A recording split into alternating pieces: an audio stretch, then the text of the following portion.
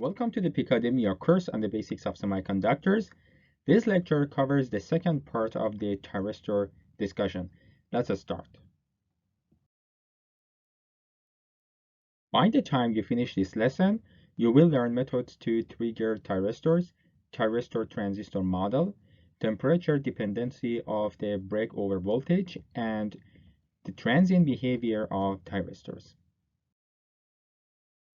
The previous lecture was the first part of the Thyristor lecture. In this lecture, I'm going to further discuss the Thyristor operation. So far, we have seen two methods to turn on or trigger the Thyristor. One is the gate current Ig, and the second one is exceeding the breakover voltage or VBO. Of course, surpassing VBO is not recommended since it might damage the device permanently.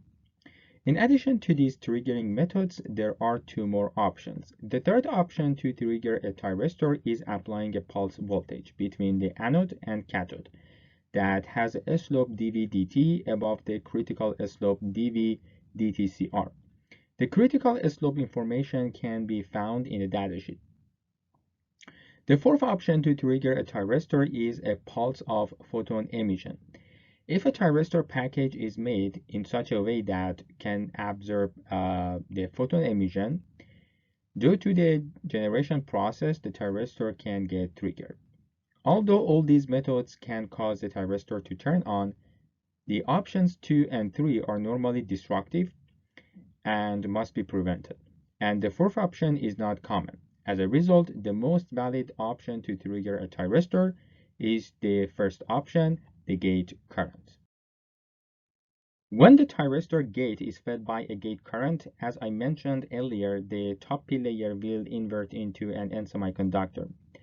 This inversion process takes some time and does not happen in a blink of an eye. In fact, first, a small region of the gate is inverted, and then the triggered region spreads over with a velocity Vz in the range of 50 to 100 micrometer per second.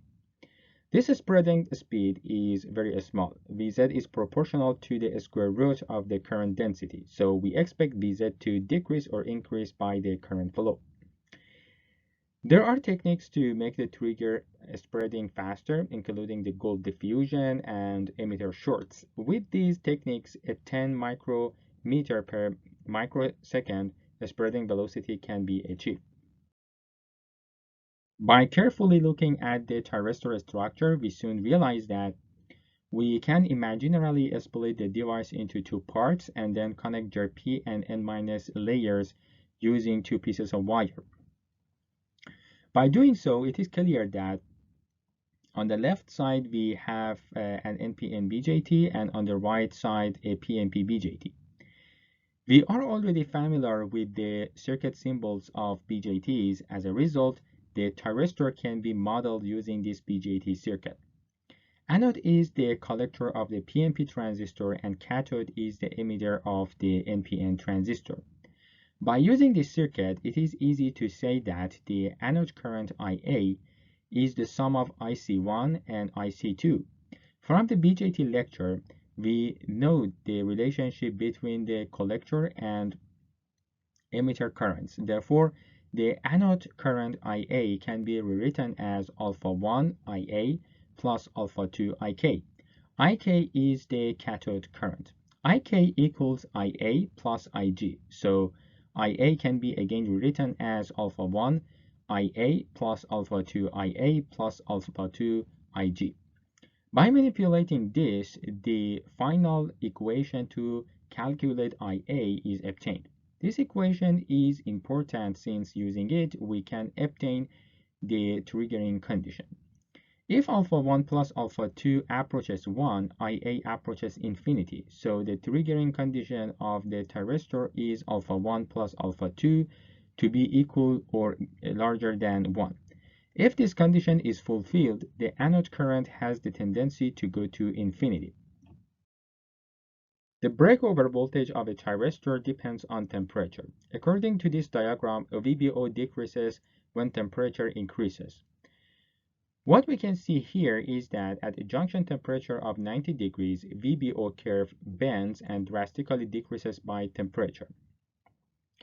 Earlier, we saw that VBO should be prevented since it may permanently damage the device. Considering VBO dependency to temperature, we need to look for a modification for the device to reduce this dependency or at least extend the temperature range at which VBO remains almost fixed. To do so, the structure of the thyristor can be modified as shown here. In this modification, two fingers are added to the top P semiconductor and they are directly connected to the cathode electrode. These fingers are called emitter shorts. What these emitter shorts do is adding a shunt resistor between the gate and emitter of the NPN transistor. Therefore, the gate current is split, and this has a significant effect on the VBO temperature dependency. One last topic to discuss about in this lecture is the transient response of the thyristor at turn on and turn off instance. To start, we first need to imagine that the thyristor is in the forward conduction mode. Therefore, IT passes through the thyristor and the voltage drop is negligible.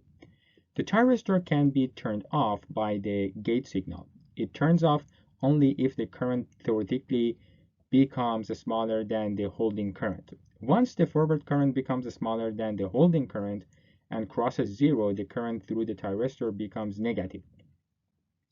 This is due to the charge carriers stored in the inverted semiconductor layers. During the turn off, those charge carriers must be removed, and that causes a negative current to pass through the device. Of course, the removal of the charge carriers in the inverted layers takes time, and during this time, the thyristor must not be triggered. If you look at the datasheet of a thyristor, you'll notice a parameter called turn-off time T sub Q.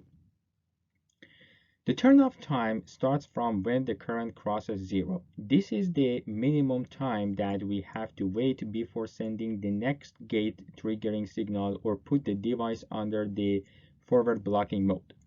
TQ is around 10 times of the charge carrier lifetime in the N- base. TQ for a conventional 100 ampere 1600 volt thyristor is around 200 microsecond.